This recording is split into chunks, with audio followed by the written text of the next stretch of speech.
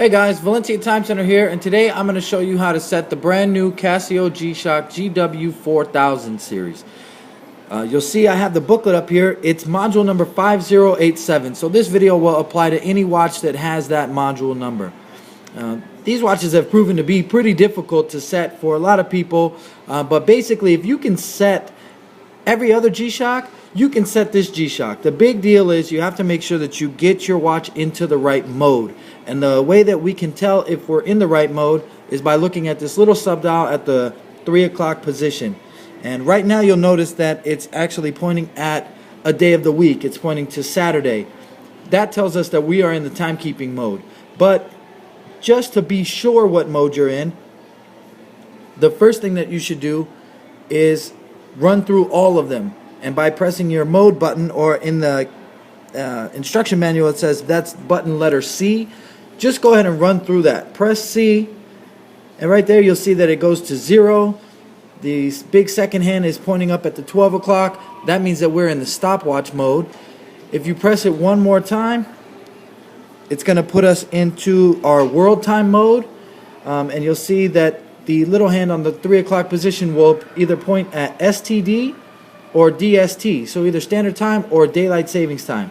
So if we press it one more time, you see the little mode hand goes to alarm. That means we're in our alarm mode. You can set your alarm for whatever time you like from this position, and if you press it again, it takes us back to our timekeeping mode. Now this is where you want to start your adjustment. So from there, it's just like every other G-Shock. The adjust button's always in the top left corner.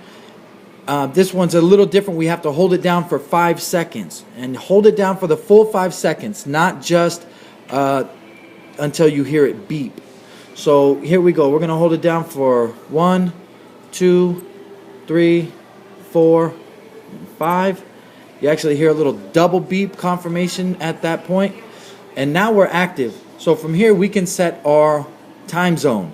You'll see that the orange hand right now is pointing to LAX. If we wanted to change that, you can press your bottom button, which is D in the manual, and we are moving east. So since we are in Los Angeles, I'm going to set the watch to LAX. Just want to show you that you can go all the way around here. Each time you press it, it will take you to the next city. Okay, so now we're on LAX. From here you could also set whether or not it's in daylight savings time or standard time by pressing the top pusher, which in the manual is letter B. Wait until the hands are done moving. There we go. Now if it was not daylight savings time and you wanted it to be on standard, you press B once, the hands will run around, and you'll see that the little mode hand goes to standard time. So there we go for that. Our next step, we're going to want to go into another mode, so we'll press the mode button. From here, we're going to be able to actually set our time. So we can either go forward or backwards. If we need to set the time forward, you press the bottom button D. If you hold it down, it will advance rapidly. And right now, we are actually, here it is 11:12 a.m. I wanted to pass 12 o'clock so that you could see the little sub-dial right here. Make sure that you're corresponding that with the right time zone, AM or PM. So we need to go to 11:12 a.m. So I held it down. It's going to go. You'll see that we are on the lower side of the 1200 hour. So that means that we're on AM. And as we get close, just kind of stop it, fine tune it to lock it in there.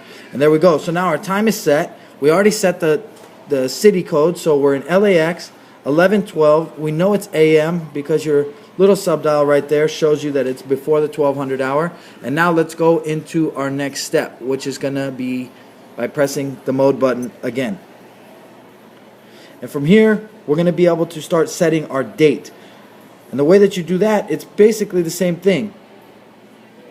You can press your bottom right button, or D, and this is going to set the tenths of the year. So this watch can only be set between the year 2000 and 2099. If it's 2010, then you would set it to the 1. The 1 stands for 2010. If it was 2020, you would set it there. 2030, 2040, 2050, and so on, which is the reason that it only goes up to the 9, and then you see it jump.